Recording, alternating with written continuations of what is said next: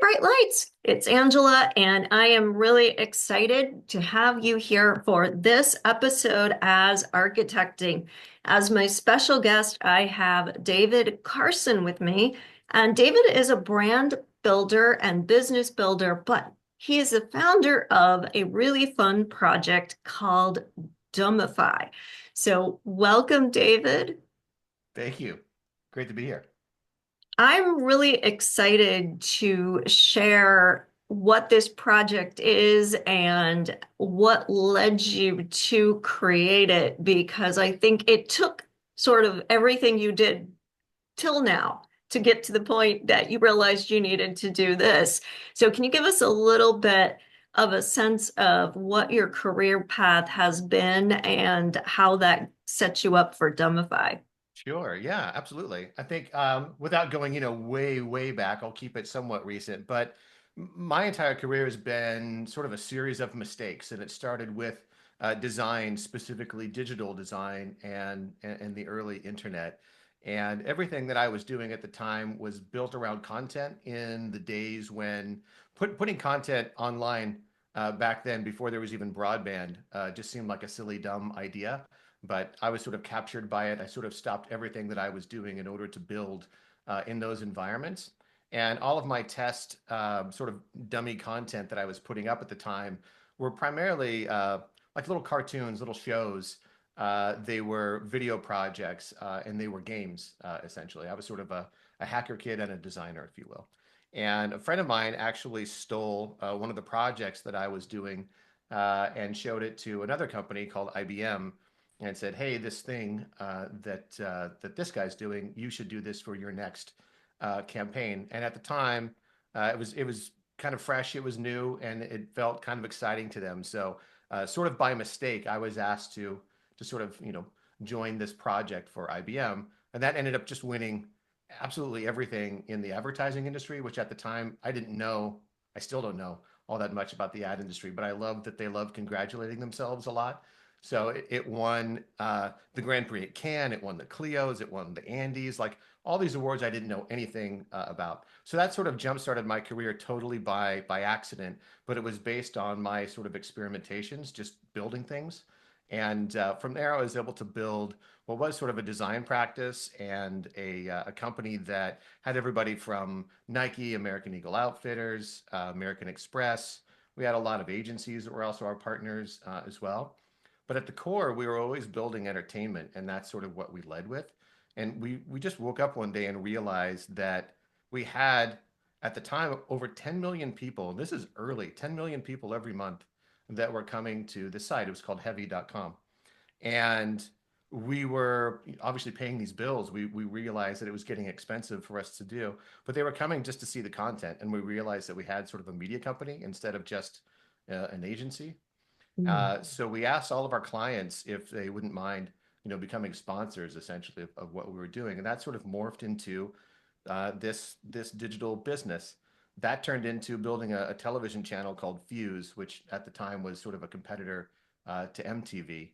And it just sort of started this path of a series of mistakes that became sort of a career. But right around this time, this sort of leads into Demify.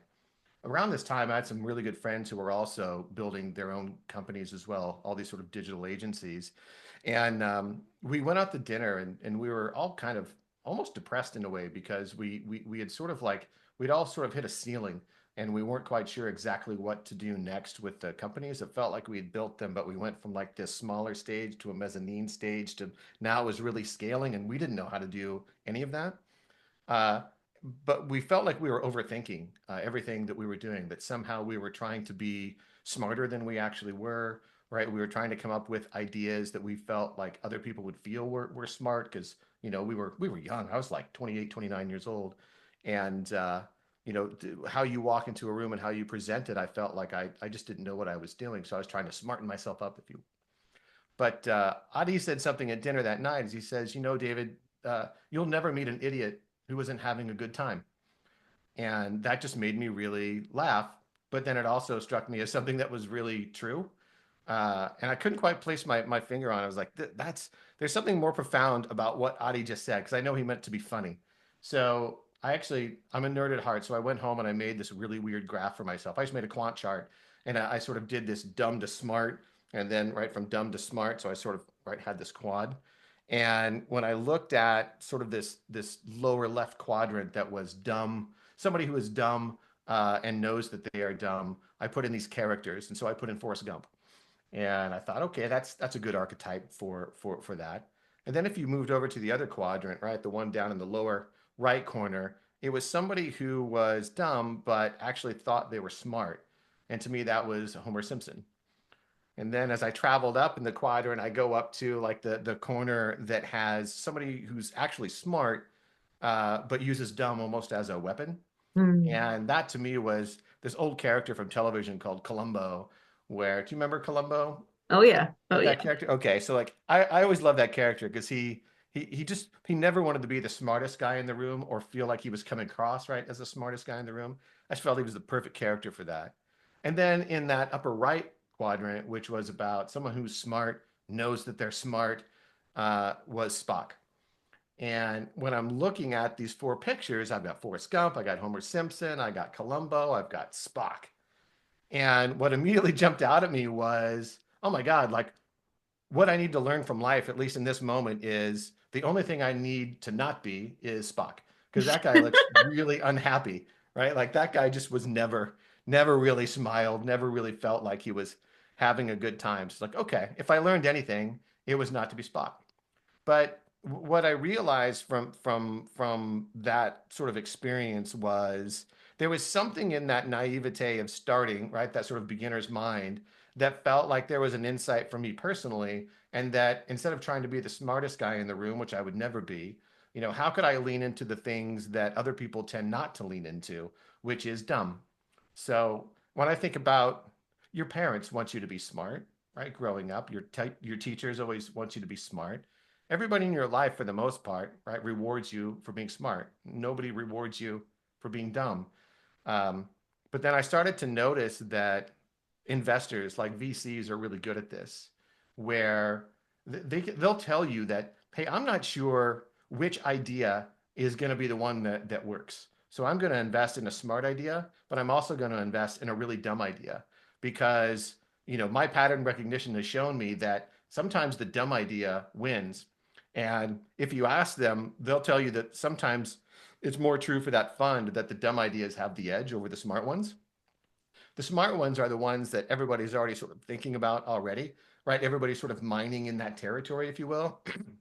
The dumb ideas are the ones that nobody really is going after, and there's an aperture that's just so small, right, to go after that. So to them, that's always sort of a gold mine. So what I've done over the years was just try and prove to myself that being dumb is just as valid as being smart. And I guess what I mean by that is not to be too, it's not like you're being reckless or you're being willfully ignorant. It's that you're deliberately using sort of, like sort of like a counterintuitive kind of way of thinking, right? And so there are tools, they're like mental models that sort of exist already, and there are new ones that I've sort of discovered for myself that just become a way to think through problems and to do them in a way that others don't necessarily do. And so I Huh. started in with Demify writing the book because, and with the newsletter, primarily because I felt like my daughters, they're constantly being told, that because they're young and also because they're females, that their ideas are dumb. And she took a look at what I had as mental models, and that gave her the confidence to feel like, the things that I come up with aren't necessarily dumb, right? I ask dumb questions, right? I sort of look at things from an opposite perspective, and I feel like those things can actually solve those problems. And this gives me the confidence to go in and know that, right, I can push forward with Yeah. that. I So, mean, that's really powerful because you have to let your ego get out of the way because your totally. ego wants to be smart and it's your ego that tells you you don't know enough, shut your mouth or Yep. stay back. And the person, it kind of reminds me of the fool in the tarot card, right? Who's willing to go on the journey That's right. because the fool lives in the infinite possibilities of the present and doesn't know enough to overthink it. And I love where you're going with that because so many times we do hold ourselves back because we're afraid to look dumb.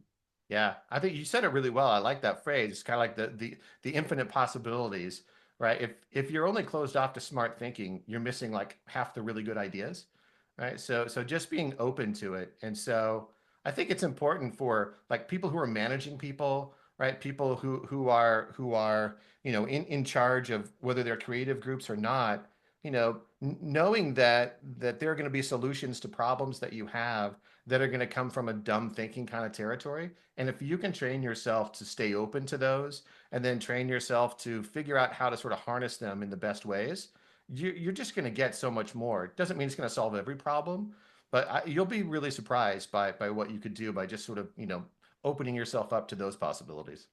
Yeah. Now, so we've got to the point of you're realizing the need for this, but why launch it as this whole undertaking? It started, I was asked to give a sort of a talk at the Art Directors Club in New York. And that was sort of the first time that I laid this out. I was kind of nervous because I kept this to myself. I've collected all these stories, just like telling me, right, that gives me proof that dumb is valid. And so when I was laying the whole thing out, I wasn't sure if it would land poorly. And to my surprise, I had a lot of people that came up to me afterwards, and they really kind of wanted to know about some of the mental models and if I could come and just chat with them in their groups, right, a little bit about it. There was something that felt true to them, and I think for the art directors, because they were primarily in like a commercial kind of right industry, there so many times you have clients, right, where you'll come in and that you've potentially solved a problem, but the way you've gone about it is really dumb, right? And so your ability to speak to that idea in the room, right, is either a pass fail situation. So for them, I think they just instinctively knew, like, I'm trying to get my client to realize the value of this solution. And I feel like it kind of comes from a dumb territory. Can you help me try and get that to the other side, right, with them? So that's when I started taking it a little more seriously and started to sort of document it a little bit more. And it was only until recently when it was really when my daughter said, "I think this could be interesting for me." I thought that's a great impetus to just start putting this down right in a way that other people can read. So I started this maybe about 6 months ago in earnest, but it's been at least like 15 years of just collecting all this material and writing about it for myself. Well, I really appreciate your willingness to say, okay, I've personally got this interest and maybe I'm using it with some of my clients, but people need to know about this and I'm willing to put the time and the effort into this as a side project and maybe even ultimately the project. And that feels like a big risk. So, what makes you comfortable or believe in this so much that you want to take that risk? I guess I don't see it so much as a risk. I see it as sort of how I already sort of it's a framework for my life already. And there, I've realized for myself that where I've succeeded has tended to be more in the dumb idea generation space than in the smart idea generation space. Where I've lost the most money investing has been in smart ideas. Where I've done the best have been primarily in dumb ideas. So it wasn't so much that it felt like a risk. It's just how I sort of it's essentially how I sort of frame everything that I do. What I think was funny was, you know, just to call it Dumbify and to give it language, right, that sounds really Mhm. ridiculous. When chatting with people, it does have sort of a counterintuitive kind of nature to it, which is obviously, on purpose, but that's how I think about it. But it's like, how could I actually get smarter by thinking dumber? And how can I help you understand why that's important and relevant? So I didn't see it so much as a risk as, this is stuff that people need to know. I think it will be helpful, but it's already kind of how I'm living my life, so that's not a terrible risk by just being me.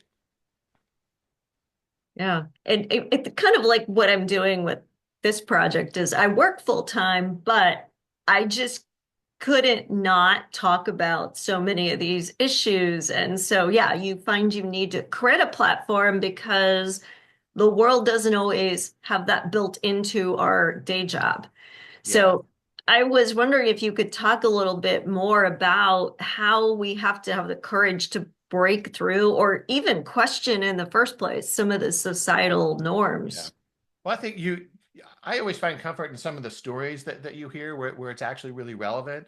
And, I feel like just sort of dimensionalizing it by having something that's real, really helps. So as an example, you know, being able to ask really dumb questions kind of it sounds cliche, but I think people kind of utilize it and don't quite recognize its power. So there was a person that asked a very interesting question about cancer research.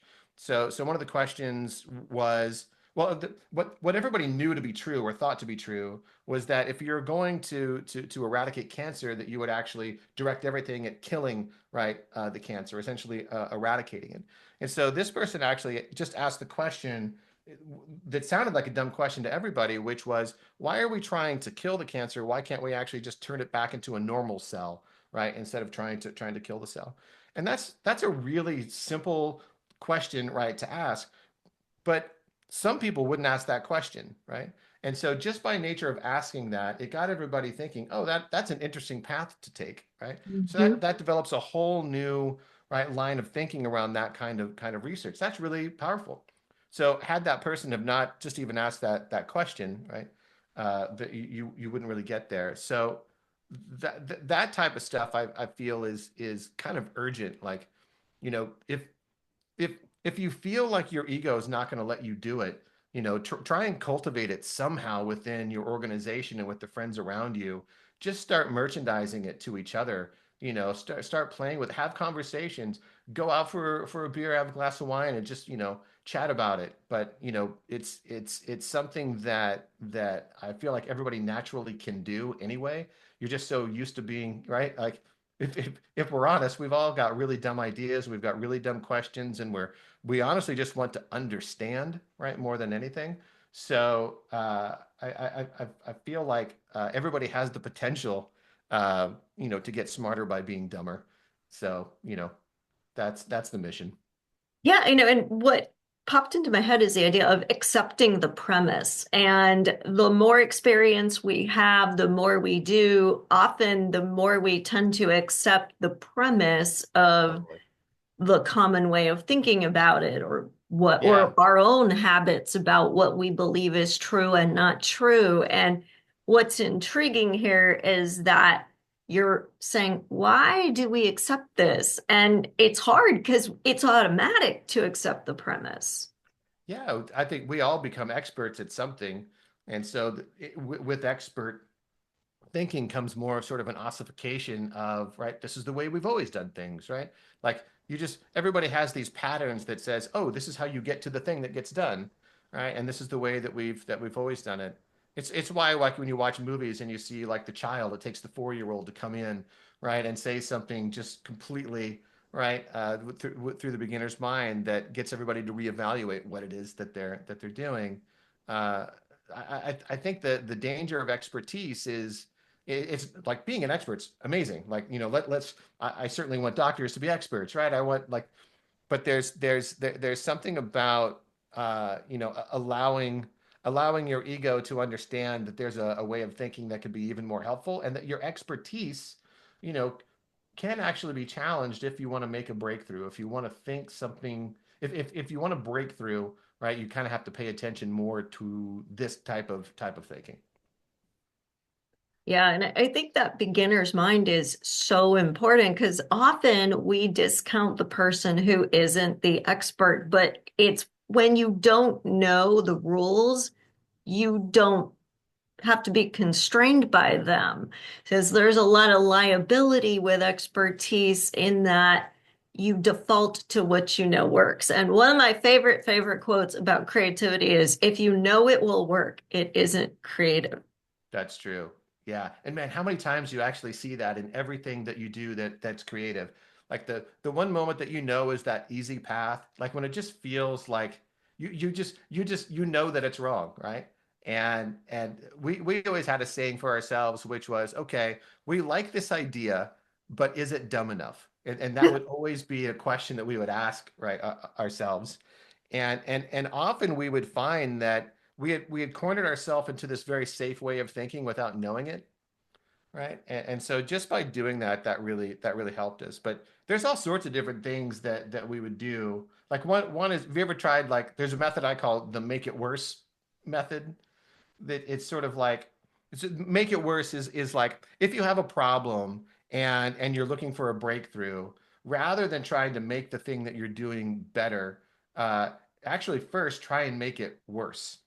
And doing that sometimes yields interesting results. Sometimes you get something entirely new that's the breakthrough you're looking for. And other times you actually see a path that says, oh, you actually understand what it is that you shouldn't do, right, in order to make something work better. But like the potato chip was invented because the guy actually, was essentially trying to make French fries the worst French fries imaginable. He had this funny story because it was back in like the 1850s, 1860s, and he was a chef in, I think, in upstate New York. And there was a customer that would come in, and every time he would complain about the chef's French fries. And so time after time, the guy would come in and he'd try and make them perfect, right? Maybe a little more salt, maybe a little less salt, maybe a little more crispy, maybe a little less crispy. Like he was trying everything to please this customer, and they were never pleased. So finally, I think out of anger, right, and frustration, just said, you know what? Screw it. I'm going to make the worst French fry imaginable. So he ends up cutting it really thin. He burns them. Really salts them, right, a lot. And he was expecting this customer to hate them and for everybody else to hate them, but they loved him because he wasn't serving French fries. He was serving potato chips now, right? He had just invented potato chips. But just by trying to make something worse, right? He's essentially made, right, like a breakthrough. I find I use that all the time with stuff. But there's another. Do you remember? Were you a Seinfeld fan at all? Yeah. There's an episode where George Costanza just decides to he's going to do everything that he would typically do, like what his gut would tell him to do. He's going to do exactly the opposite all day long. Right. And what he finds at the end of the day is that he's had the most successful day of his entire life because he does the exact opposite, right, of what his gut, right, tells him to do. That one I also really like because oftentimes when you get back to that expertise level, right, when you feel like you're kind of stuck with that, if you just really try and pay attention and do the exact opposite to what you thought you should do, you're going to find yourself in a different a solution territory that oftentimes will work. So this brings to mind the idea of iteration and failing forward. And we've all heard of design thinking, and Yeah, most people in creative fields are doing some version of that. yeah, it's great. But we also want to be efficient. We don't want to be caught in iterative loops. So, how do you use these Dumbify methods to be more productive instead of less productive? I think because, like, at its core, like, Demify is really about play, right? More than anything. And I think design thinking, right, covers play as a territory, but it's really about trying to loosen up your mind rather than trying to restrict it, right? And so sometimes that means that instead of having restrictions, you're really looking to sort of take off the restriction. Like that's one trick to Mm. play. And just by doing that, you've actually made something more, like, you talk about efficient, right? So instead of having a very complex problem, you realize you look at the problem. You say, okay, what's the constraint here? What's the thing that's holding me back from doing the things, right, to do the breakthrough? So where's the constraint? And if you can actually take that off, right? Oftentimes you're like, oh, if I take that constraint off, well, look what I could do, right? And so you actually cut very quickly. It's like a shortcut. You go from one thing to the other, right, quite quickly. I've actually found that these sort of give me a short path, right, to go from thought to thing. It kind of gives me a shorter path to get there, and it's fun, right? There's a lot of playfulness that comes along with it. Whereas design thinking, I love design thinking. There's a lot of great tools in that. It can get a bit academic, and it can get a bit, like, there's there are a lot of paths that you could take in design thinking that will take you to dead ends, right? Like, sometimes that happens, right? And great, but sometimes it takes too long to get to that for me with design thinking. But I feel like that's a much better path, like, prior to design thinking. I think that a lot of the mental models there are quite good. Yeah, I just think it is always an issue in any creative industry because it's not like accounting where there's a right answer, you Right. know. So how do you know you've solved the problem? And of course, there's a million different ways you could solve the problem. And so maybe you solved it, but did you have the best solution? And And it sometimes it it might take years. Like sometimes it's a path and it's very quick. So like think I love the example of like the water market, right? Like if you're gonna sell Dasani or Fuji water, right? But then here you have some people who decide how can we actually reframe water? And they decide to call it liquid death, right? They put it in a can, they make it look right super goth, and they actually put that into the market and very quickly, right? They actually see success, right? Because they're able to take that thought to thing, put it into a market, and see it work. So where you're really lucky, I think, where if there was a marketplace where you can actually put something quickly to see if it works. Like I think that's a godsend, I think, for everybody. But then there were places where that doesn't work at all. So, science is and rightly so, very like sometimes dumb ideas takes decades, right? For those to follow through. Like I can count on both hands how many people have struggled with an idea that was seen as dumb that 30 years later they end up winning a Nobel Prize for because people realize over time that they were right, but it took all that time, right, to like do tests and for people to believe them, or again, like for like the female Nobel laureates, it took them the first 2 decades just for being a woman, right, to for that to move forward. So it's not like it's a fast path for everything, right? And it's certainly not a silver bullet for everything. But I think it really works well when you've got a place to test it. So like, how can you get to testing it quickly? And you remember when you used to do design and you would do like this waterfall design where you would think through absolutely everything and then everything would get put together. Right, you'd take a year, right, essentially to pull it all together. And you thought you've answered all the right questions, but the one thing that you didn't account for were people outside of your own team, right? And so then you'd put it out in the market and it would just be a complete bomb and fail. But now people can put projects out so much quicker and see them fail quicker. And thank goodness we're in a culture now that, like failing fast is such a cliche now. But I guess I'm pretty happy that people understand that failure is actually information. Like there's yeah, knowledge, right, in it's that. how we learn. Totally. Like I can't imagine being a kid and like, not doing all the dumb things I did as a kid, but I learned. I couldn't get that from necessarily a book or a story or from a movie, right? I had to experience it, but how do you get there faster is kind of what I'm super interested in because once you can actually once you can see that an idea doesn't work and use that information, you either throw it away or you see that you can either improve it, right? From there, but the faster you can get to that, the better.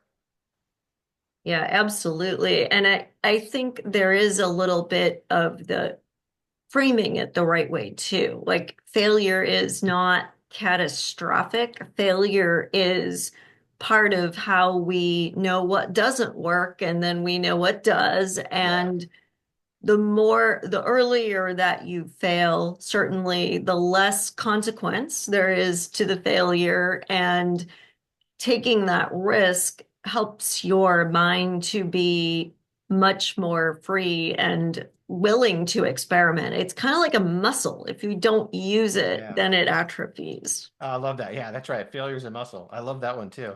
I got some gems from you. I got the failure is a muscle, and I've got the infinite possibilities one. I There really, you really go. like.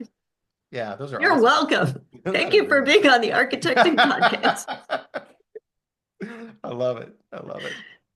But it is true. You know, when we don't get comfortable with this stuff, it feels really hard and really scary and like it's such a big deal to do.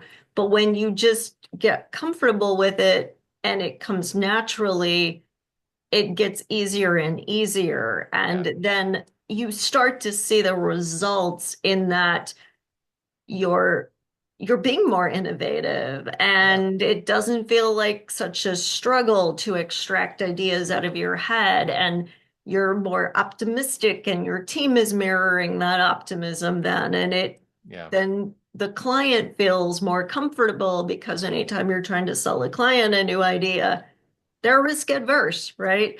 Yeah. So if we don't own it and we don't believe in it, why would they try it? Yeah, that's it's absolutely right. I feel like there's everybody can kind of get the people can get their mind wrapped around why it's important to do this. But then there's that fear and anxiety, right? That people will just get, and I get it. We all have it, right? How many times have you I still do it to this day. I'll walk into a room and go, "Oh, I'm about to say something really stupid," and I'm gonna get a lot of side eyes, but I'm just gonna plow. I'm gonna plow right through it. So most of it is just knowing that's going to happen. That's all right. But that's part of the process. And to not understand that that's part of the process means, you're kind of getting you're just not getting the best work that you could be getting. So, have confidence in knowing that it's a process and a path that works. There are multiple stories where you've seen it work in action from 200 years ago to yesterday. And, I find that there's great comfort in knowing that so many people have tried and failed. So many people have been completely stupid and have actually managed to win Nobel Prizes or build really interesting new breakthroughs. And they all come from this path of a very naive or dumb thinking, right, kind of mind. There's real work to be done, and you should not feel like, this isn't a path that you can do for yourself because your ego won't allow it. Like, have confidence to jump into it and figure it out for yourself. And to your point, the more you do it, the easier it becomes. And I think I wanted to explore with you this idea of advocacy and leadership as a vital component of this whole process, because you have to be the one willing to raise your hand. You have to be the one who's willing to ask forgiveness, not permission. And a lot of times, I think when people look at a leader, they think of a manager or a mentor or somebody who's an administrator. But this is a different kind of leadership where you're trying to take people somewhere. Yeah, I think I always felt like the best leaders were people who were getting the best work out of you, right? And that doesn't mean being a taskmaster or being like, oh, did you like the checkmaster king, right? Did you get all of this done? That's that's not what that is. It's knowing how can I get people to feel great about the work that they're doing? How can I get them to feel great about what they're sort of offering, right, the group? How can I make this group feel comfortable that they can take risks, that they can take challenges? That doesn't mean that you say, "Oh, everything's fantastic," and you just kind of right. It's that that there are things that will work and won't, but that at the end of the day, you want people to succeed. How can I help you be great? How can I help you figure out, right, how to do something that nobody's ever done before, right, and make a breakthrough in whatever project, right, that we're trying to do. Where a bad leader is somebody who is, oh, like I did that back in the early 2000s, or right, they kind of bring their ego where they just feel like they know everything and everything's been tried before, or like what a drag, right, to work with that. So, inspire people, and that doesn't mean you're necessarily have to be the leader either. Like people in teams, right, who don't want to be anywhere near leadership, right? There's tons of people who are more on the introverted side, right, but they know that they can actually contribute, and so what they bring to those groups is being able to inspire everybody right within it, whether they're the leader, right, or not. But I think everybody has to get comfortable with the fact that they can think this way. So whoever's running the meeting, whoever's running the brainstorm, right, really has to make sure that people know that this is a safe space for you to do this stuff, and we're going to have fun with it. And if you fail, we made these things called failure journals, and we would give prizes for the failures. So you can reward that stuff in kind of fun, dumb ways as well. That just lets everybody know that this is part of the culture, right? You can build culture around that. I love it. I do think that it is a different business model, a different approach to problem solving, and it's needed because, I think change is the only constant, but we are living in a time where the status quo is a dangerous place to be. It Yeah. is not safe to stay here where, the building is experiencing an earthquake and is about to collapse. So Yeah. we really do need to be willing to be more curious about how we could do things differently. And I appreciate that you're putting this model out there and saying, don't be afraid to be unconventional. Don't be afraid to do something that might seem like something that's not a good idea, but if you follow it through, it might be. Yeah, yeah. And don't be afraid to ask them questions. Don't be afraid to like the moment that you feel like you are, doing it wrong, maybe just do the George Costanza thing, do the opposite and lean into it instead. Sometimes those pain points that you feel are actually the things to lean into rather than lean out of. And so, what in the time you've spent with the Dumbify newsletter, what's your favorite story out of it all? Oh, that's funny because like I've got so many more to tell too. That's the hard part with all these. I think the one that I really like that's more personal to me is I've always had this sort of, be in my bonnet where I I feel like our language really limits us, right? And so we often have a hard time describing a state, right, that you want to be in because there's no word for it. So like we all hear like certain languages, like the Swedes have great language, the French have great language, where even if it's about like a flaneur, right? A flaneur right, is a very specific right kind of state of mind, but in English it doesn't really quite translate. But I always felt like it was a really interesting, dumb idea if you had an agency that actually just made words. That's all it did. Which, that's also something out of 1984. So I don't mean right for that to be that exactly. So one of the dumb things that I did as an experiment that was part of the newsletter is I built sort of a generator for myself to find those like those weird moments that happen in life but there's no word for, right? And just try and come up with words for that. And then when you do that, sometimes you actually come up with new product ideas. You come up with right new things that you might be able to build or to share. That one as the newsletter, if you go back and read that one is pretty personal for me. But I think the ones that seem to resonate the most are the ones that are really useful for people. Like, hey, here's a very specific problem that we've all had, and like here's potentially a way for you to think about right how to do it differently, right through a dumb thinking mental model, right instead. So I got one email that I loved from a woman in Australia, and she was having her mother, I guess, has developed a system for mothers who want to breastfeed, and she said the problem that they're having is that 90% of women want to breastfeed, but only 20% of them actually do. And so we have a real problem with communications because people are not the people are not training beforehand. They think it's going to be easy, but then when they have the baby, they realize this isn't easy at all, right? And I thought that was interesting because she said, I feel like Demify, like my communications just aren't working. Is there something that you have that you might be able to help me with? And so I went back and forth with her and utilized a lot of the different techniques that we use to sort of change their comms. And she was stoked. That was actually a lot of fun. So, that one was it wasn't so much that was the best story that I had told, but I really liked the result that she had reached out and that we got to communicate in that way. That was pretty awesome. Oh, that's great. So, if people listening want to subscribe to the newsletter or get a hold of you, what is the best way to do that? Best place is just to go to my website, which is david-carson.com. And you can sign up for the newsletter right there. But yeah, please do. I'm building new things there all the time. And I'm sort of building out some other quick little mental model kits for people to use.